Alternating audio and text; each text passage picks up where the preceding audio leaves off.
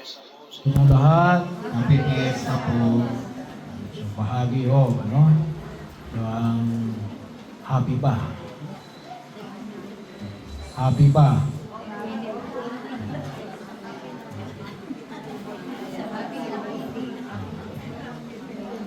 Dapat tayo ay palaging happy, no?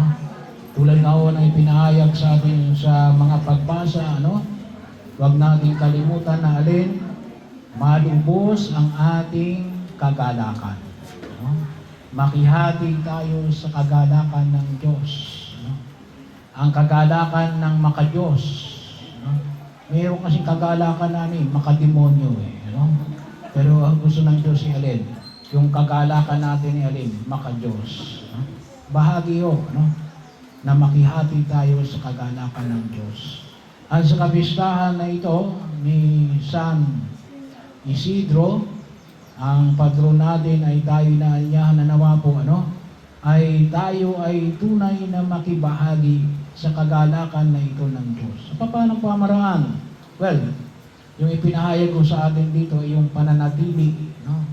At ang term na ginamit dito ay kung tawagin nga po natin ay agricultural, no? Kasi kalimitan mo ng mga talinhaga, no? Kalimitan ng mga talinhaga na ginamit na Jesus ay tungkol sa pagsasaka, no?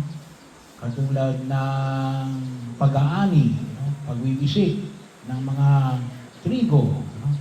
Ay ang kalimitang ginagamit ay pagsasaka. Well, nung panahon na yon ay talagang gawa ng pagsasaka, no? Very normal, no? Yung pagsasaka, no? Yung pagkakataon. Mayroon tayo kung minsan ngayong panahon na ito, medyo naiiba na, no? Kasi mabuti lang kapag nakakapunta sa probinsya, no? Iba kasi nasa syudad lamang, no? Pero paanyayaw natin, manatili tayo, no? Manatili tayo. Manatili tayo sa pag-ibig na utos ng Diyos. No? At dalawang bagay o ang nais natin pag nilay-nilayan kapag sinabi natin na nawa po ngayong kapistahan na ito, no? Ay higit natin pahalagahan. Tulad na ipinamanig na natin, ano, pagkilala natin kay San Isidro Labrador, no, na magsasaka, ano, asa ng mga magsasaka rito, taas ng kamay ng mga magsasaka, yan, ano, oh. Yung mga maggugulay, ano, meron bang maggugulay sa inyo, oh. Mga mangingisda, walang mangingisda, so bahagi ho, no? Pagkakataon, ano? Ito'y mga, kung tawagin natin, ito yung mga trabaho na ito'y alin, no? Ay mga nagbubungkal, ano? Mga nagdadala ng pagkain sa ating apagkainan, no? At tayo'y patuloy na magpasalamat, ano? Kasi pinakain natin palagi yan, ano?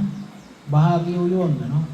At sana po huwag natin kalimutan na pinaalala sa akin, napakahalaga ho, ano? Napakahalaga ho yung pagkilos ng mga bagay. Lahat ho, no? Lahat ay mahalaga, no? Pero sabi nga ho natin, ano? Ngayong panahon na ito, no? Lalong-lalo ng panahon ngayon ng tinatawag nating mga crisis, no? Mawala na lahat, pero hindi dapat mawala ang pagkain, no? Basic necessity yun eh, no? Kahit na ho sa larangan ng seguridad, no? Security, no? Maging yan man ay ng isang lahi, no? Kung maalala ninyo kung bakit ang mga Israelita ay nakapunta sa Egypt, no? Bakit sila nagpunta doon? Bumili. Dahil gusto nilang bumili ng pagkain, wala silang pagkain, no? Kaya pumunta sila sa Egypt. Mabuti nilang nandun si Joseph, no? Bahagi mo yun, no? Kasi napakahalaga yung pagkain, no? Kaya sana rin po, ano, pag sumikapan din natin, no? Katulad ni San Isidro, no? Pagamat sabi nga natin, may kanya-kanya tayong linya, no? Pero isa ho nanganganib ngayong panahon na ito ay alin? Nawawala na ho yung mga magsasaka, yung mga magtatanim, no? Kalimitan na lang yung mga matatanda, no? ay hindi na kaya. Kinakailangan natin ng mga batang, mga magbubungkal ng lupa, no? Mag-aayos ng ating mga pagkain, no? Bahagi o yun. Bagamat mayroon tayong paaralan, ano? Mayroon tayong agricultural na paaralan, ano? Kaya lang ho ay, kung minsan yung iba alin, ay mas gusto nila yung alin, yung ibang kurso, no? Pero yun po, isama natin sa panalangin kasi napakahalaga ho, yung mga magsasaka, no? Na ipinamanhik rin ho, at katulad ng ating panalangin sa pasimula ng ating pagdiriwang ng misa, anong ating panalangin, no? Maasahang pagganap ni San Isidro sa kanyang pagkasaka ay amin namang matularan ang lahat ng aming pag-isikap na magkaroon ng makakain ang lahat sa makasaganang apag ng buhay. Ano? Bahagi yun, ano?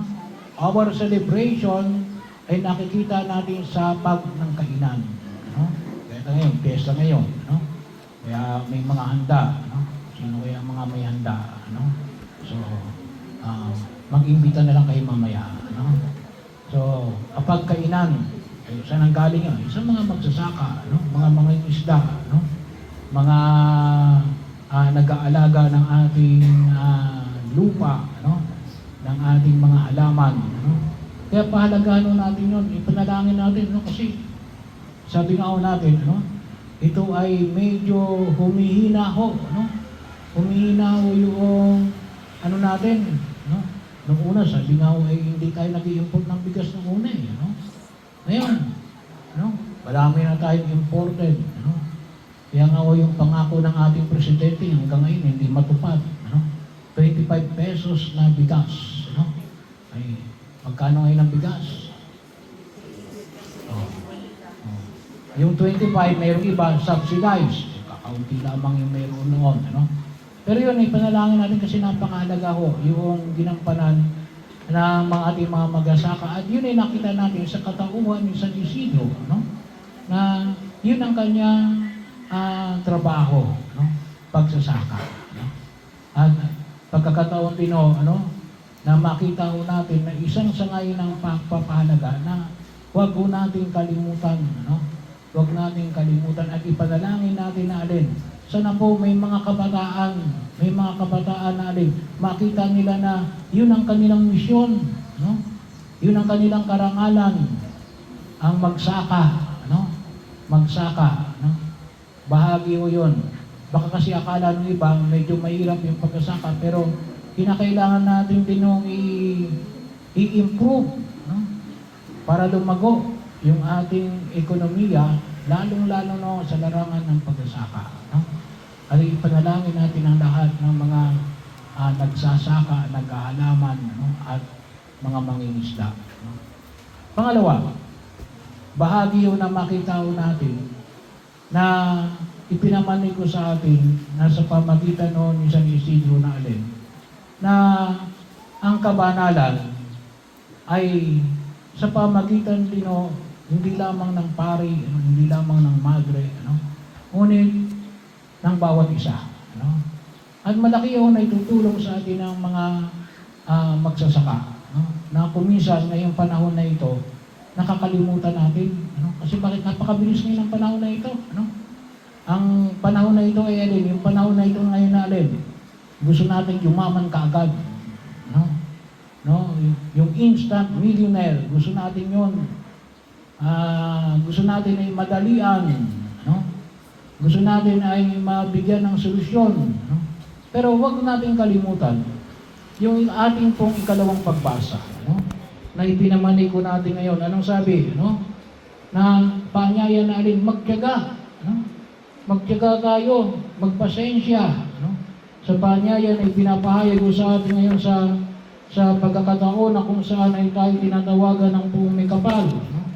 Bilang bahagi yun ng ating pagkilos sa mundong ginagalawan natin ngayon, na nawa po ay ipinamanig ko ni Santiago sa bahagi yun na kung saan ay nawa po, kita nga natin, yung kinakailangan natin ng pagtitiyaga. No? Kaya ho, ang kalimitang problema natin ngayon rin, wala na tayong tiyaga, no? Wala tayong pasensya. No? Kaya gumugulo yung daigdig natin. No? Kasi bahagyo. Sa pagsasaka, medyo kuminsan yung iba nahihirapan din. Kasi bakit? Yung pagsasaka, no? Bago mo maani, yung itinanim mo ilang buwan? 3 to 4, no? Yung iba kuminsan hindi kagad nababayaran, no? Kuminsan yung iba ay hindi kagad nababayaran ng kasi may mga kumpanya, no? Ibig mo 3 to 4. Kalimitan yung iba ngayon nagtatrabaho, anong gusto, no? Kensinas, no? Yung iba nga kung maaari alin, arawan, no? May pera na kagad, no? Sa mismong araw na yon. Kaya kapag sinabi natin pag-asaka, ano? May napakatagal, no? Pinakailangan talaga ng pagtitiyaga. No? Bahagi ho yun na kung saan makita ho natin, isa ho sa elemento ng kabanalan ng alin. Napakahalaga ho yung elemento ng pagpapasensya. No? Pagtitiyaga. No? Bahagi ho. Alam niyo, isa sa mga nakikita ho natin, no? Na problema na hinaharap mo ng mga tao na hindi marunong magtiyaga, ano yung sa kalimitang, yung instant gratification.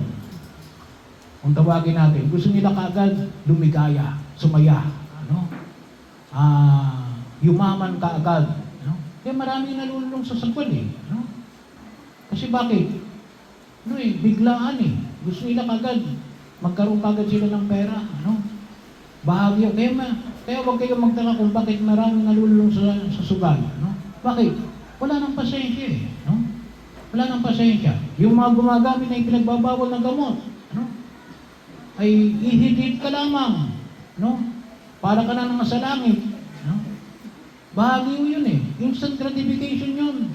Wala nang pagtitiyaga, Wala nang pagtitimpi, Bahagi rin yun, Kaya, kuminsan din, nakita natin? Rash judgment, Gusto natin kagad maghumusga, mabahagi ho tayo, naging madali tayo sa ating paghuhusga. Kaya kalimitan na rin, pumapalpak tayo. Isa ho yun sa mga mahalagang elemento na makita ho natin sa pagkasaka. Napakatagal. Pero napakahalaga. Bahagi ho. At panyaya rin ho, kung inyo pong nakita dun sa unang pagbasa, isang pamamaraan para makita natin yung pagkatiyaga, na kung maaari naghihintay pa ng ilang taon bago umulan, bahagi o bago hindi kaya ay maiayo. Kuminsan mayroon pang mga taon na 3 taon, na ipinahayag ni Santiago. Pero anong sabi nga para makita natin yung pagkatiyaga, anong isang napakahalaga? Panalangin. Magdasal. Ipanalangin natin na humaba ang ating pagkapasensya. Ipanalangin natin na humaba yung ating pagtitiyaga. Pagkakataon na yun na kung saan makita ko natin na naging bahagi ng pagkilos ni San Isidro. Pagkakataon. At yun sinasanay. Pag sinabi natin virtud, sinasanay natin. Ganon din yung vice, bisyo. Kaya ako tinawag na bisyo, nasanay siya na nasanay siya ng ganon ang ginagawa. So, ang tawag natin kapag negative, bisyo. Kapag positive, virtud o virtue. So, bahagi hindi pwedeng minsanan lamang yung pagkilos natin bilang pagtugon natin bukol sa kabanalan na ipinamamanik sa atin ng buong kapal. Kaya, ipanalangin natin. Kaya huwag kalimitan yung problema natin na hinaharap. Ay, gusto natin kagad wala nang tiyaga, wala nang bahagi yun. Kahit na ngayon kasalukuyang panahon. Gusto natin makikita palagi gusto natin ng instant solution. Maging yan man ay sa Senado, maging yan man ay sa kalsada, maging yan man ay sa bawat tahanan, naging marahas. Bakit? Nakalimutan na natin ang pagpapasensya at pagtitiyaga. isa kong mahalagang elemento na nakita natin kay San Isidro Labrador. No? Na makita natin natin. Kaya ang sabi nga natin, palagi siya nagdarasal. No? Araw-araw. No? Nagdiriwang, hindi lang basta nagdarasal. No? Nagdiriwang ng banal na misa. No? Every morning sa harapan ng buong may kapal upang higit na magpasalamat sa mga biyayang ipinagkakaloob ng buong may kapal. So ipanalangin po natin itong dalawang ito. No? Na nawa makita natin, na nawa katulad ng San Isidro, no? Maging patuloy tayo ng pagkakabahagi ng alin, na makapagdala tayo ng pagkain sa ating hapag. No? Makatulong tayo para higit natin pakinabangan yung biyaya na makita natin, lalong-lalo na sa hapag ng Diyos, sa kanyang kaharian sa langit. No? At nawa lumalim tayo sa pagtsatsaga at pagpapasensya.